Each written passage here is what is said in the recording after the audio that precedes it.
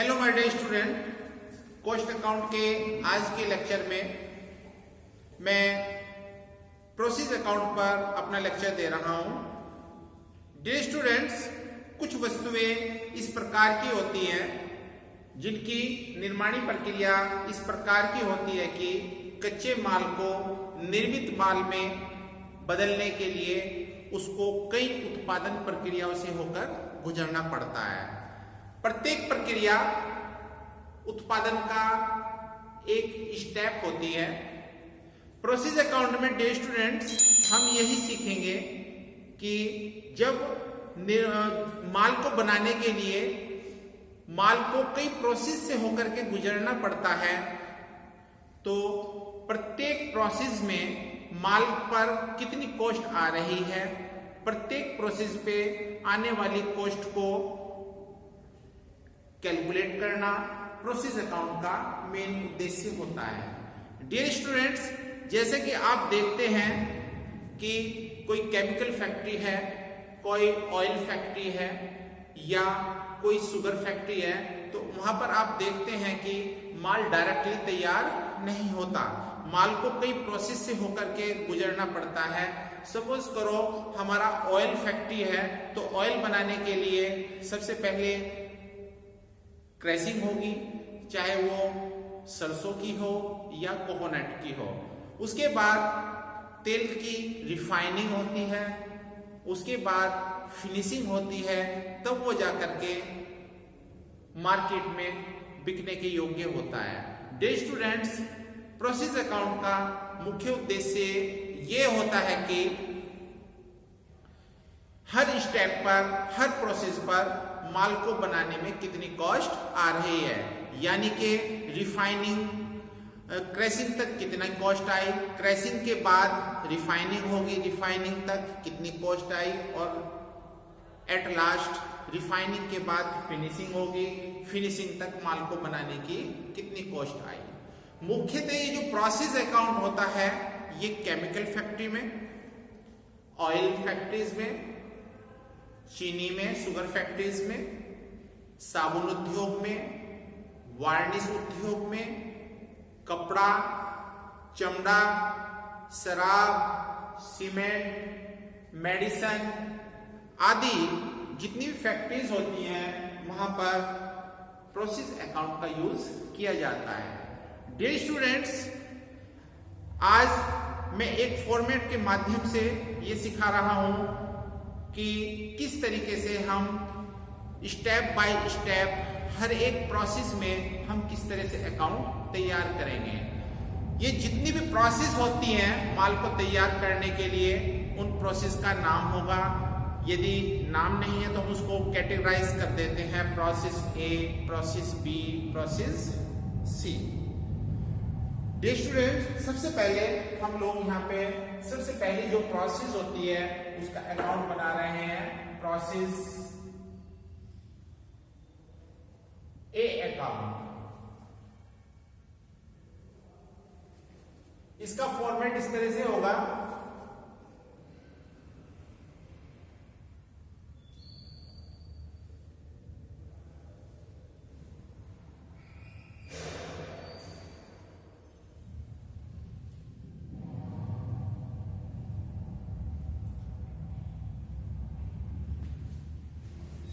First column debit side में particulars, units, amount. Same यही column आप क्रेडिट साइड में लेंगे, पर्टिकुलर,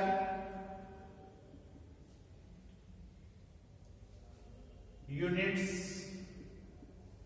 एंड अमाउंट। और डियर स्टूडेंट्स, कभी कभी क्वेश्चन में हर एक प्रोसेस का आउटपुट दिया रहेगा कि हर एक प्रोसेस में कितना उत्पादन किया जा रहा है, तो उस कंडीशन में आप यहां पे आउटपुट भी नोट कर दें।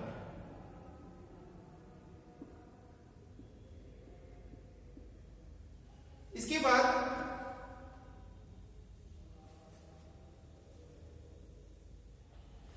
क्वेश्चन में गिवन होगा मटेरियल कंज्यूम, तो उस मटेरियल को आप लिखेंगे डेबिट साइड में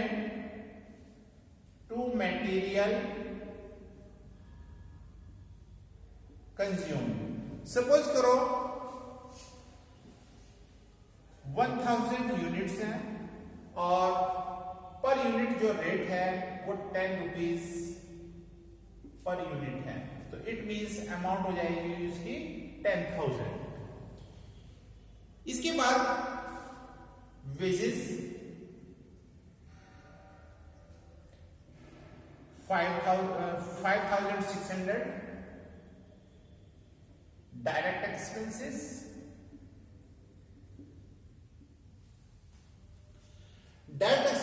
is 1,400 and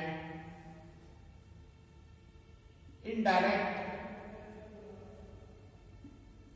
expenses 500 rupees।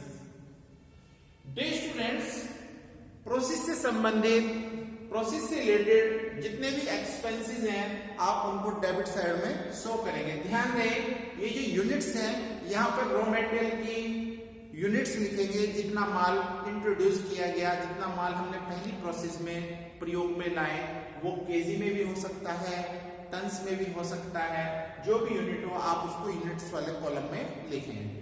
और जिस रेट से क्वेश्चन में दिया होगा उसका रेट ये इस रेट से है, जैसे कि यहाँ पे मैंने 10 रुपीज पर यूनिट माना है, तो 10 रुपीज की मल्टीप्लाई करके आप यहाँ पर लिख देंगे। इसके बाद हम बात करते हैं क्रेडिट साइड की।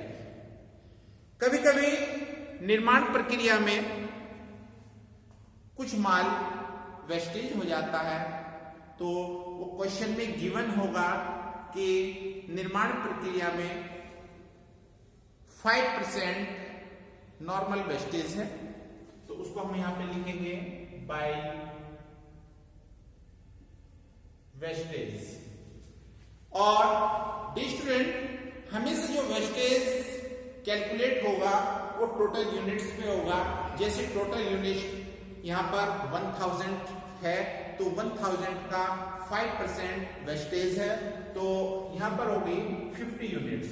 1000 का 5%, it means 50 unit in wastage. और कभी कभी वेस्टेज जो यूनिट होती हैं उनका सेलिंग प्राइस भी दिया हुआ होगा कि जो वेस्टेज यूनिट्स है वो 5 रुपीज पर यूनिट के हिसाब से डिस्पोज हो जाती हैं, बिक जाती हैं, तो इनका सेलिंग प्राइस होगा 5 rupees per unit, it means 250 rupees. इसके बाद डे स्टूडेंट्स, कभी कभी स्क्रैप वैल्यू भी दी होती है। माल बनाते समय कभी कभी कुछ कट पीस भी बच जाती है, उस कट पीस को बेच करके जो अर्निंग होगी उसको हम स्क्रैप कहते हैं। क्वेश्चन में यदि स्क्रैप दी है तो उस स्क्रैप को आप यहां पर शो कर देंगे। सपोज करो स्क्रैप जो है 750 रुपीज की है। डे स्टूडेंट्स, इसके बाद आप डेबिट साइड का टोटल करेंगे। First 1000 units and amount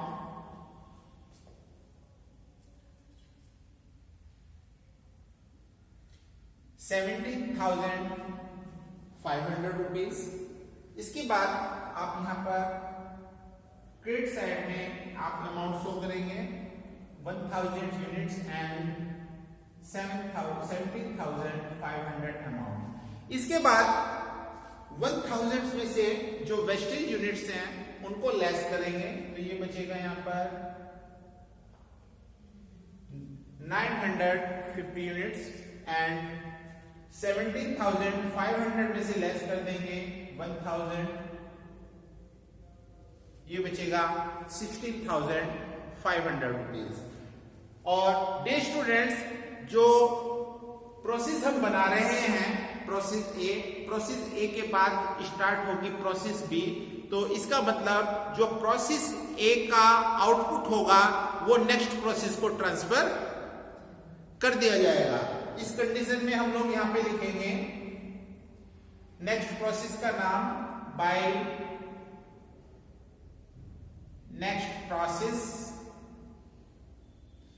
process B, process C, जो भी नेक्स्ट प्रोसेस होगी यहां पर उसका नाम लिख दिया जाएगा और यहां पे लिखेंगे ट्रांसफर। डियर स्टूडेंट्स, जैसा कि मैंने आपको बताया है, प्रोसेस अकाउंट बनाने का जो मुख्य उद्देश्य है वो हर एक स्टेज पर, हर एक प्रोसेस में उसकी कॉस्ट कैलकुलेट करना होता है। तो ठीक इसी प्रकार से यहां पर भी प्रोसेस की कॉस्ट कैलकुलेट की जाएगी। जैसे कि आप देख रहे हैं कि यहां पर जो आउटपुट हुआ है वो 950 यूनिट्स है एंड जिसकी कॉस्ट है 16,500 रुपीज। तो it means 16,500 rupees divided by 950। तो यहां पर जो भी हमारी डिवाइड करके आएगा वही हमारी आउटपुट की कॉस्ट होगी। ठीक इसी तरीके से जितनी भी हमें आगे की जो प्रोसेस बनानी होगी उसमें प्रोसेस अकाउंट बनाएंगे। जो प्रोसेस ए का आउटपुट होगा वो प्रोसेस बी का इनपुट हो जाएगा और उसको सबसे पहले आप यहां पर शो करेंगे। उसके बाद प्रोसेस बी में आने वाले जितने भी खर्चे हैं उनको डेबिट में दिखाएंगे। यदि प्रोसेस बी में भी वेस्टेज है तो उसको क्रेडिट साइड में शो करेंगे, कोई स्क्रैप है तो उसको भी क्रेडिट साइड में, और लास्ट में जैसे कि प्रोसेस ए में हम लोगों ने कॉस्ट कैलकुलेट की है, आउटपुट कैलकुलेट किया है, आगे की जितनी भी प्रोसेस है उनमें भी इसी तरीके से आउटपुट और उनकी कॉस्ट कैलकुलेट की जाएगी। That's all, thank you.